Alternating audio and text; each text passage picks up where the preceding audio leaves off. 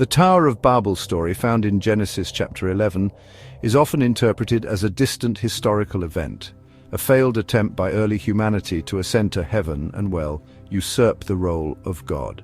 But in Kabbalistic understanding, the Torah does not primarily tell us about the past. Rather, it reveals spiritual patterns and prophetic archetypes that cycle throughout history and eventually culminate in future revelation. The story of Babel is not just a narrative. It is a prophecy. It describes not a single moment, but a mode of existence. It portrays the spiritual architecture of a civilization estranged from divine purpose, and really the inevitable collapse that follows. The Torah tells us that the whole earth was of one language and one speech. At first glance, this sounds ideal, a unified human race speaking harmoniously. But the Kabbalists read this differently. This was not divine unity or achdut elyona, but rather a uniformity rooted in ego, a unity built upon sameness, control, and a singular narrative that erased spiritual diversity. It was not the oneness of souls harmonized under Hashem, but a counterfeit oneness, man-made, horizontal, and closed off from above. This one language is emblematic of forced conformity, a homogenized culture disconnected from the transcendent. The next phrase reveals their true intention. Let us build us a city and a tower, and let us make a name for ourselves.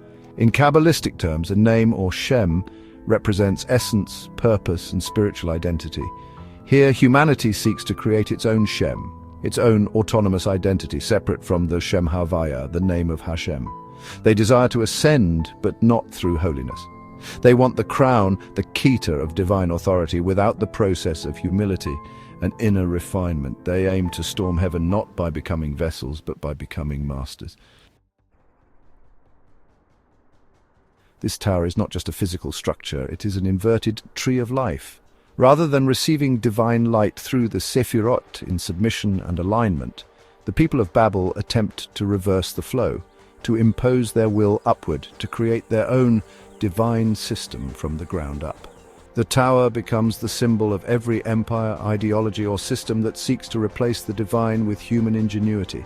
From ancient Babylon to Rome, from Enlightenment rationalism to modern digital technocracy, this spiritual tower has been rising ever since, and now, in our generation, it is really approaching its final form. Today, we are witnessing the rapid acceleration of global systems that echo the essence of Babel. There is once again a push toward a single language, not Hebrew or English, but the language of technology, surveillance, control, and uniform ideology. Global institutions seek to centralize power under the banner of progress. Artificial intelligence, algorithmic censorship, digital currencies, and global governance are being packaged as inevitable advancements. But these are bricks in a new tower, a tower not made of stone but of code, not a city of God, but a structure of man.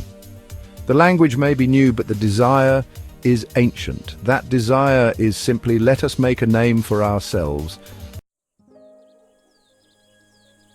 And yet, even as the tower rises, so too does something else, something quiet but powerful.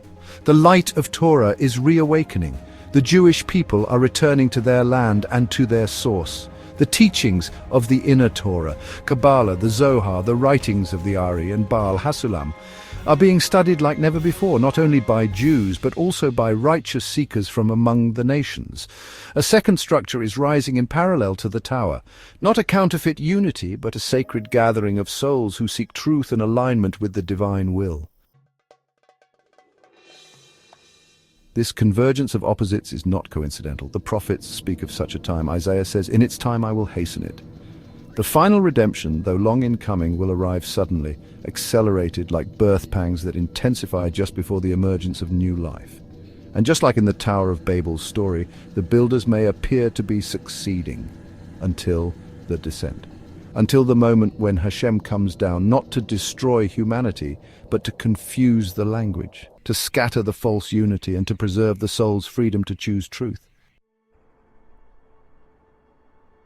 From a Kabbalistic perspective, the confusion of tongues was not a punishment. It was mercy. If the system of Babel had succeeded, all of humanity would have become enslaved to a godless empire.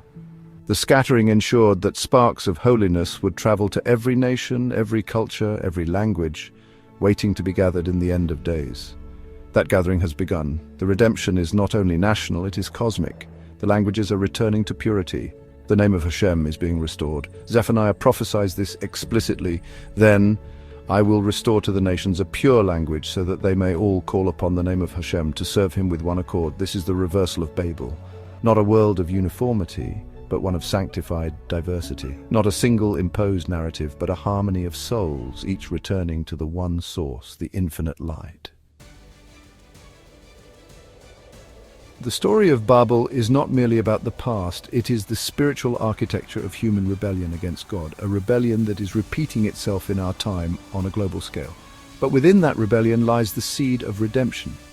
For just as Hashem once descended to scatter the false unity, he will again descend, this time to unite what was holy all along. The tower will fall, the name will rise, and those who built their identity on truth, on humility, on Torah, and on the service of Hashem will become the foundation stones of a new world. Thank you for watching. This has been a presentation of Avraham Eminer. The views expressed here are mine alone and are not meant to be an authoritative representation of any one religious tradition.